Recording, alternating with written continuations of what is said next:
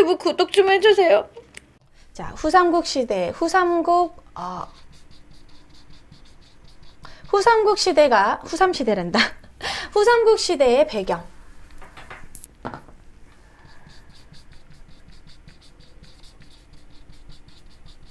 후삼국 시대가 나타나게 된 그런 배경이 도대체 뭐냐. 요건 사실 저번 시간에 제가 쫙 수업했던 거를 한번 정리를 하는 거예요. 여러분 복습을 하는 거죠. 자, 그럼 신라가 동요되게 된 이유가 뭔지 정리를 한번 하는 겁니다. 신라의 동요.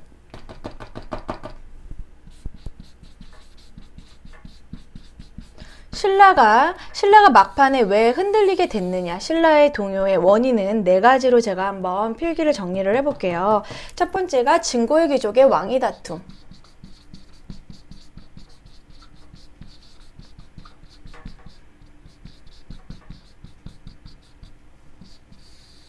진고의 귀족의 왕위 다툼, 요것도 있었고, 그리고 농민봉기 있습니다. 농민봉기 발생.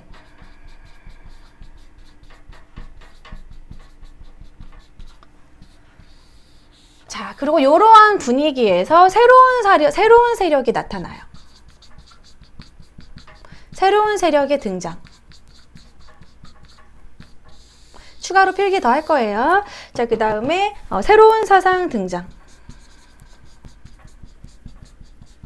요 총체적인 이 4가지가 모두 다 후삼국 시대의 배경이 됩니다. 자, 그러면 첫 번째부터 진고의 귀족의 왕위 다툼, 우리 복습하는 마음으로 다시 한번 같이 정리해 볼까요? 자, 진고의 귀족의 왕위 다툼은 어느 왕 이후에 심해졌다? 해공왕의 무열한계가 단절됨으로부터 해공왕 이후에 극심해졌죠. 어린 해공왕이 암살되고 나서는 극심인데, 나 오늘 왜 이렇게 글씨하고 말하고 따로 노냐. 극심. 네, 빨리 끝내고 찜질방간 마음에 아주. 자, 해공왕 이후에 극심해졌는데, 자, 2개의 난이 있었습니다. 김원창의 난. 김원창은 헌덕왕 때 일어난 거죠. 헌덕왕. 그리고 뭐 장보고의 난도 저번 시간에 했던 거 기억나시죠? 장보고의 난. 자, 장보고의 난은 문성왕 때. 자, 해공왕 이후에 뭐 이런 난을 보더라도 막 서로 왕이 되겠다고 왕위 다툼이 엄청나게 일어났다고 했었죠. 김원창의 난도 있고, 뭐 그 이후에 김원창의 아들 김번문이에요. 예, 김번문의 난, 김헌문 아니고요. 김번문의 난도 있었고. 자, 해공왕 이후에 엄청나게 극심하게 진고의 귀족의 왕위 다툼이 일어나서 결국에는 왕권이 되게 약해진 이런 분위기였어요. 왕권이 약해졌어. 왕권이 엄청나게 약해지고 난리가 났어. 막 진고 귀족들이 서로 싸우고 난리가 났어요. 그런 분위기에서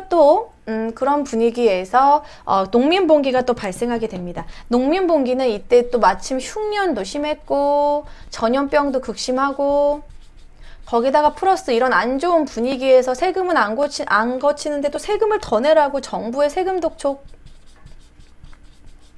어느 여왕 때? 진성여왕 때. 진성여왕 때 엄청난 세금 독촉이 있으니까 농민들이 못 살겠다 이러면서 반란을 일으키죠. 그래서 기억나요? 원통한 종, 뭐 슬퍼하는 노비, 그래서 원종과 애노의 난 뭐 이런 거 있다고 그랬죠? 빨간 바지, 그죠? 적고적의 난. 그러니까 이런 것뿐만 아니라 이때 막 많은 농민봉기 막 도적대들이 나타났는데, 그런 분위기에서 바로 견훤이나 궁예, 뭐 기원, 양길 이런 이렇게 도적대를 이끄는 세력들이 나타나게 돼요. 그 사람들이 결국 후삼국을 세우게 되는 겁니다. 그래서 이런 분위기, 이런 분위기도 이제 한몫했고, 새로운 세력은 이 육두품과 이게 너무 두껍게 나와. 잠깐만요. 내가 한번 뒤집은 거구나. 심을 바꿔야겠다. 뭔가 뭉개져 나와. 육두품하고 호족. 자, 육두품과 호족. 육두품은 좀 뭔가 새로운 세계, 뭔가 골품제 모순을 이렇게 막 비판하면서 새로운 세계를 만들어야 된다. 그래서 골품제를 비판하면서 성장을 했고요. 그리고 호족 같은 경우에는 뭐 낙향귀족, 출신 성분을 얘기하자면 낙향귀족, 또 뭐 있을까요? 뭐 촌주, 해상 세력, 뭐 군사 세력, 이런 등의 이런 지방 세력을 얘기하죠. 그 지역에 각종 뭐 경제권, 군사권, 정치권을 가지고 있는 지방 세력들, 그래서 호족과 육두품이 성장을 하게 됩니다. 이제 새로운 세 세력으로 육두품과 호족이 성장을 하게 돼요. 얘네들이 또한 어떤 사상을 이제 받아들이게 되냐면 선종이라는 불교를 받아들이게 돼요. 선종은 뭐냐면 9개의 산으로 구산으로 발전했는데 선종은 참선이라던가 내가 깨달으면은 부처가 될 수 있다, 해탈 이런 거를 중요시했어요. 참선과 해탈을 강조했어. 그러니까 선종의 이론은 뭐냐면 이때 당시 고대 불교는 왕즉불 사상이라고 해서 왕이 즉 부처다 뭐 이런 사상이 이런 그 뭐라 그럴까 교리가 있었는데 내가 깨달으면 부처가 될 수 있다. 이 말은 즉 나도 왕이 될 수 있다라는 뭔가 왕권을 위협하는 그런 식의 사상으로 발전을 합니다. 선종은 이 호족과 육두품 이걸 받아들이게 되는 거죠. 그리고 또 풍수지리설도 이때 유행을 하게 돼요. 뭐 도교 같은 경우도 있었고 풍수지리설 도선이 보급을 해서 풍수지리설은 뭔가 지방 중심의 국토관을 설립하는데 큰 도움을 줬어요. 무조건 수도 중심 이런 거였는데 풍수지리설상에서 여기가 수도보다 더 좋은 명당이다. 여기서 나온 인물이 더 왕이 될 수 있다. 이런 식으로 뒷받침해 주는 거지. 이것뿐만 아니라 플러스 뭐 도교도 있고요. 도교도 역시 자연주의, 지방 중심의 국토관에 플러스 된 뭐 도참 사상 뭐 이런 식으로 해가지고 선종과 풍수지리설, 도교 이런 새로운 사상과 힘을 합쳐서 결국 신라의 동요에 얘네들이 점점점 이렇게 영향을 주는 거죠. 요런 네 가지의 영향으로 결국 이 신라의 동요의 분위기에 육두품과 호족이 만나서 결국 후삼국을 성립하게 되는 거죠. 후삼국을 세우게 된다. 후삼국을 세우게 된다. 그래서 이렇게 필기하시고 전체적인 저번 시간에 배웠던 걸 다시 정리하는 거예요. 호삼국 시대는 통일신라 말기에 이런 혼란 속에서 나타났다. 진골귀족 막 싸우고 막 서로 왕이 되겠다고 싸우고 난리 나고 그리고 막 각종 반란이 일어났고 그런 분위기에 농민봉기가 일어났고 이 농민봉기를 이끄는 이런 도적대들의 우두머리가 뭐 기원, 양길, 궁예 뭐 이렇게 있었거든요. 그 사람들이 그 호족 출신이거든요. 그래서 육두품과 호족이 손을 잡고 후삼국을 성립하게 됐다. 새로운 세력이 등장하고 새로운 사상이 나타나고 이러한 뭔가 나라가 붕괴의 조짐이 있었다라는 겁니다. 그래서 이런 분위기에서 신라가 동요된 분위기에 후삼국이 성립이 됐죠. 자, 그럼 후삼국 시대 지도로 한 번 더 살펴보도록 할게요. 근데 후삼국은 그렇게 길게 가지는 못했어요. 결국 고려가 통일을 했기 때문에 그래도 후삼국이 의의가 있는 건 후삼국이었던 후고구려가 고려를 세웠기 때문에 후삼국 시대는 역사적으로 의의가 있습니다. 자, 다시 똑같은 지도를 그려볼게요.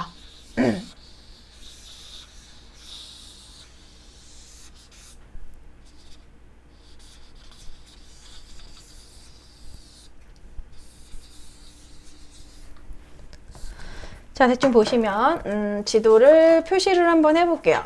자, 그러면 이 대동강 뭐 원산만 여기 조금만 더 올라가요. 여기 대동강에서 원산만 조금 더 올라가고 여기 신라, 고구려, 백제 백제가 튀어나온 부분이 정확히 이 정도? 이렇게 해서 대충 그려볼게요. 이제는 통일신라가 아니라 그냥 신라가 되고 그리고 여기 후백제, 후고구려가 됩니다. 자, 그런데 여기서 중요한 거는 이제 송악의 위치랑 철원의 위치 그리고 완산주 위치 정도는 좀 잡고 가야 될 것 같아요. 완산주가 여기 전주 있는 데 있죠? 거기가 완산주예요. 그리고 여기 개경 위치 있는 데가 송악. 그리고 여기 쪽에 철원.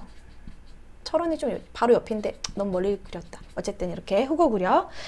그래서 보시면 후고구려 얘기 먼저 해보도록 하겠습니다. 후고구려는 아시다시피 누가 세웠죠?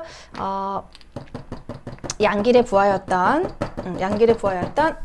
궁예가 세우게 되죠. 먼저 송악에서 세웁니다. 송악에서 궁예가 후고구려 건국, 송악에서 궁예가 건국 이렇게 쓰자.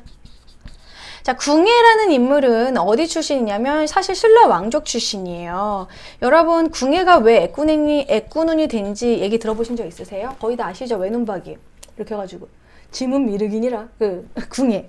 저는 궁예란 인물이 되게 막 재밌고 매력적이던데 궁예가 죽은 것에 대한 얘기도 이 썰이 되게 많잖아요. 자, 궁예는 원래 신라 왕족 출신인데 궁예가 태어난 날이 화살 아니야.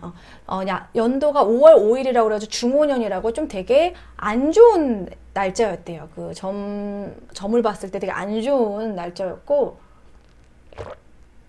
그리고 궁예가 태어났을 때 그냥 삼국사기에 써있는 설이에요. 태어났을 때 이가 나와 있었대.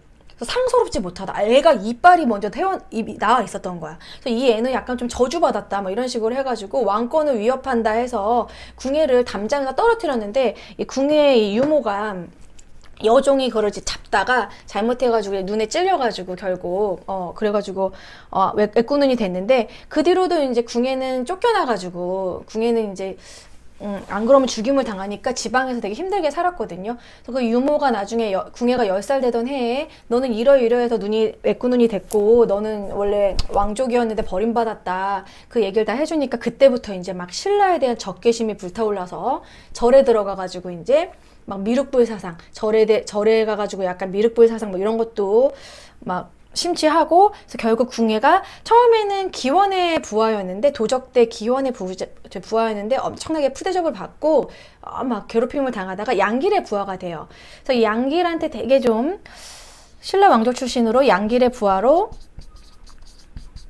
엄청난 공을 세워가지고 점점 세력을 높이다가 결국에는 자립을 하게 되는 거죠.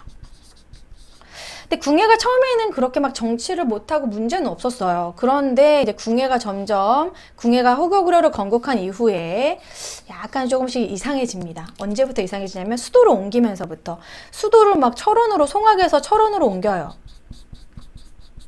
철원으로 옮기면서 국호를 마진으로 바꾸고 또 다시 태봉으로 바꿔요. 이 태봉으로 바꿨을 때 궁예가 약간 실정이 제일 최고로 오르는데, 궁예의 그런 뭐 미륵불 사상이라고 하면서 지문 미륵이니라 이러면서 막 관심법. 너 지금 속으로 내 욕했지? 저 채팅창에 너 지금 속으로 나 얼굴 되게 크다고 생각했지 지금? 머리 안 묶어서 그래. 나 지금 내 턱살 욕했지? 막 이런 식으로 나 다 알아, 관심법으로. 막 그런 식으로 철퇴 가져와 이러면서 매니저 철퇴 가져와 이러면서 철퇴로 때려 죽이는 거야. 그러니까 무조건 관심법으로 사람들의 마음 다 들켰어 이러면서. 근데 솔직히 관심법이라는 게 우리가 이렇게 좀 눈빛 보고 어느 정도 때려 맞추면 맞출 수 있잖아요. 그러니까 사람들이 근데 관심법을 되게 두려워했대. 점점 궁예의 관심법이 두려워진다. 막 사람들이 그걸 믿었다는 거야. 그래서 점점 궁예가 이제 실정을 하게 되면서 왕건한테 쫓겨나게 되는 거죠. 왕건과 그 부류의 신하들에 의해서 쫓겨나고 결국 이제 후고구려에 이어서 고려를 세우게 되는 건데, 궁예의 그런 죽음에 관련된 설은 궁예가 결국 쫓겨나서 뭐 민가에서 밥을 훔쳐먹다가 맞아 죽었다 뭐 이런 이야기도 있고, 정말 미륵불이 돼서 갑자기 사라졌다 뭐 이런 얘기도 있고, 궁예의 죽음에 대해서는 여러 가지 설이 있습니다.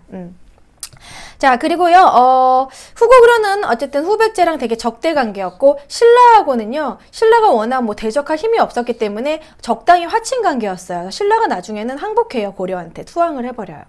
자, 그럼 후고구려에 이어서 후백제 정리를 좀 해보면, 후백제는 완산주에서, 송악에서 궁예, 완산주에서 견훤이 건국을 하게 되죠.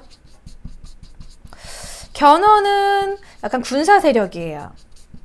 그러니까 군사 세력으로 군사 세력에다 플러스 뭐 도적대 무리들을 모아가지고 견훤이 이제 후백제를 공격하게 되는데, 이 군사 세력은 주로 이 황해안의 해상 세력이라고 할 수 있습니다. 장보고뿐만 아니라 그런 바다의 해상 세력, 뭐 해적, 도적대 모두 모아가지고 견훤이 건국을 하게 돼요. 그리고 견훤도 역시 신라의 군인 세력이었어요. 군진 세력이다. 그래서 견훤도 호족이고 궁예도 호족 출신이라고 할 수 있겠죠. 그래서 요 정도 정리하고 제가 순서별로 한 번 더 필기를 더 해드릴게요. 그래서 이 후고구려, 후백제, 신라는 지도를 어느 정도 암기하시고, 수도 위치. 후고구려는 송악에서 궁예가 세웠다. 후백제는 지금의 전주인 완산주에서 세웠다라는 거. 이렇게 지도, 여기가 후고구려, 후백제, 신라. 위치는 별로 어렵지 않죠? 후고구려 이렇게 됐다는 거. 자, 그럼 지도를 지우고 후삼국시대 순서별로 정리를 한번 해봅시다. 연도별로 싹 정리를 해서 고려 건국까지 한번 정리를 해볼게요. 고려는 후고구려에서 나왔기 때문에 이렇게 후삼국을 짚고 넘어가야지만 이제 고려가 세워진 거를 흐름을 파악하시기 좋거든요. 자, 요거 좀 칸이 모자라니까 맨 위부터 필기해 보도록 할게요. 흰색이 좀 맛이 같다. 노란색으로 써야겠다. 자, 고려의 건국과정.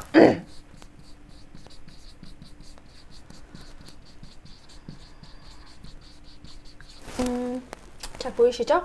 고려의 건국과정. 맨 처음에 후백제 건국. 자, 그 다음에 후고구려 건국. 후고구려에서 왕건이 고려 건국. 그 다음에 이제 발해가 멸망하게 되고, 자, 그리고 이어서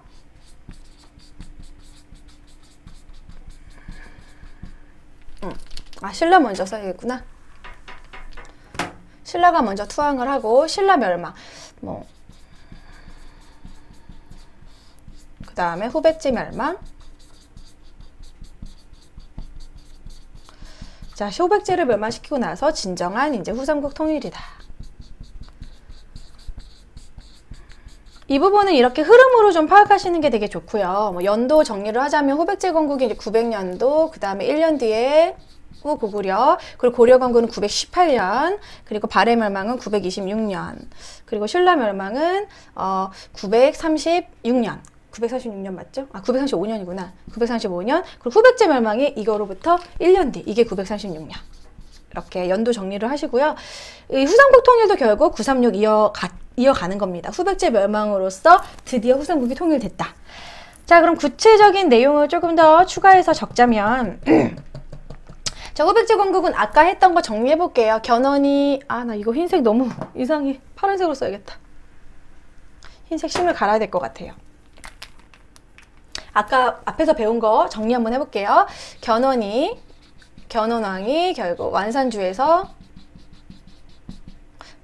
건국하게 됐고, 조금 더 썼자면 견훤은 특히 신라랑 적대 분위기였다. 자, 그리고 후고구려 같은 경우에는 궁예가 송악에서 건국을 했는데, 궁예가 나중에 수도를 옮기죠. 궁예가 송악에서 수도를 국호를 마진으로 옮겨요. 이걸 어떻게 정리를 하면 깔끔할까? 송악에서 철원으로 옮기고 나서는 국호를 마진에서 결국 다시 태봉으로, 그리고 태봉으로 옮겼을 때 특히 궁예가 실정이 심했어요. 궁예의 실정, 미륵불, 관심법. 글씨 너무 작죠? 쓰지 마세요, 이런 거는. 그냥 태봉으로 가면서부터 궁예의 실정이 심해졌다. 극심해졌다. 실정, 정치적인 실수, 포악한 정치, 철퇴로 때려 죽이고 이런 게 심해졌다. 그래서 궁예가 결국에는 축출되게 되죠. 이래서 궁예 축출. 쫓겨나게 되고 왕건이 고려를 건국하게 됩니다. 왕건이라고 쓰라고 그래. 왕건이 똑같이 송악에서 고려를 건국하게 돼요. 그리고 왕건 같은 경우에는 이미 신라는 망해갖고 있었기 때문에 신라에게는 그냥 천천히 너는 어차피 항복할 것 같으니까 화친, 그리고 후백제에는 이어서 여전히 적대관계. 그래서 후백제와는 전쟁을 계속하고 있었어요. 자, 이런 분위기에서 이제 발해가 멸망을 하게 됩니다. 발해는 저번 시간에도 배웠지만 거란족에게 멸망을 하고, 나중에 이 발해 유민들을 결국 고려에 흡수하게 돼요. 고구려 유민을. 이 고구려 유민을 흡수하는 연도가 이제 934년도 정도에 전체적으로 다 흡수를 하게 됩니다. 그러니까 발해 멸망 연도만 그냥 기억하시면 될 것 같아요. 요거 헷갈리니까. 그 다음에 이제 신라로 넘어가서 신라는 경순왕이 그냥 항복하게 되죠. 경순왕 투항. 결국 그냥 자진해서 그냥 경순왕이 다 그냥 물이 이끌고 나 받아주세요 이러고서 투항해요. 그리고 나서는 고려에서 이제 김부로 하여금 네가 그러면은 신라 지역 네가 그냥 맡아 이런 식으로 해서 이때 최초의 사심간제도 이제 나타나게 되는 거죠. 다음 시간에 이어서 할 거예요. 경순왕이 그냥 자진 항복해버렸다.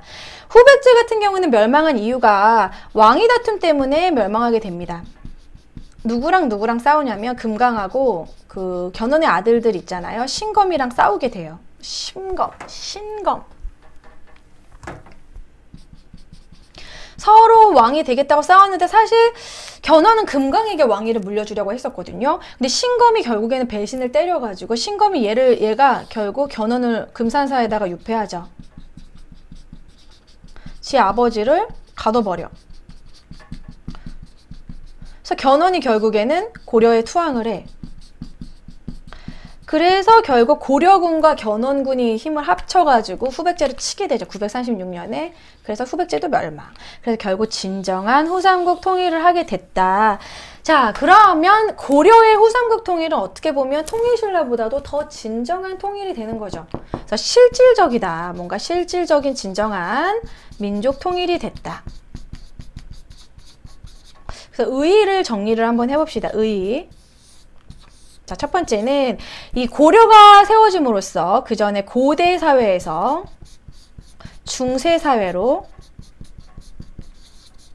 전환이 됐고, 그 두 번째 의의는 뭐가 있을까요? 스스로 했다는 게 중요하죠. 여기에 뭐 외세 의존 아무것도 없잖아요. 뭐 당나라 개입 그런 게 없기 때문에 외세 지원 없이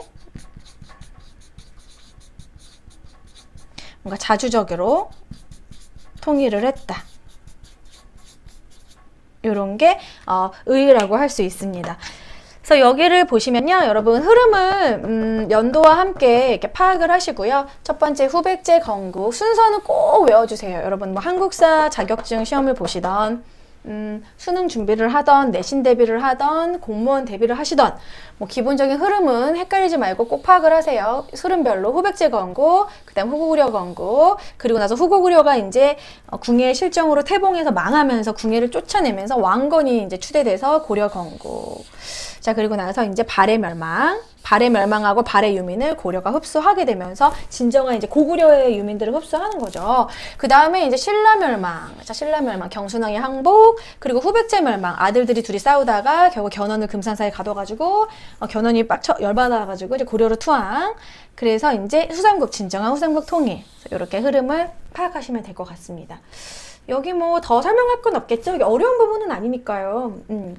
근데 채팅창에서 누가 이거 보면서 진지하게 공부함 이러시는데, 어제 어떤 분이 이번 한국사 자격증 시험 볼 때 막판에 제 거 이렇게 영상 보시고 8문제를 덧붙이셨대요. 그러니까 저는 막 그런 걸 볼 때마다 되게 좀 보람지고, 그래도 여러분들이 지금은 뭐 여러분 방학이니까 관심이 없겠지만 나중에 중간고사 기간이나 기말고사 기간 때 한 번 더 영상 보면서 공부하시면 좋을 것 같아요. 이제 국사는 필수고 꼭 공부하셔야 되는 부분이라고 생각합니다. 진지. 그래서 요거 이렇게 정리해서 외우시면 될 것 같아요. 그래서 오늘은 요 정도만 진도 나가는 걸로 하고요. 자, 질문 받는 시간 가지겠습니다.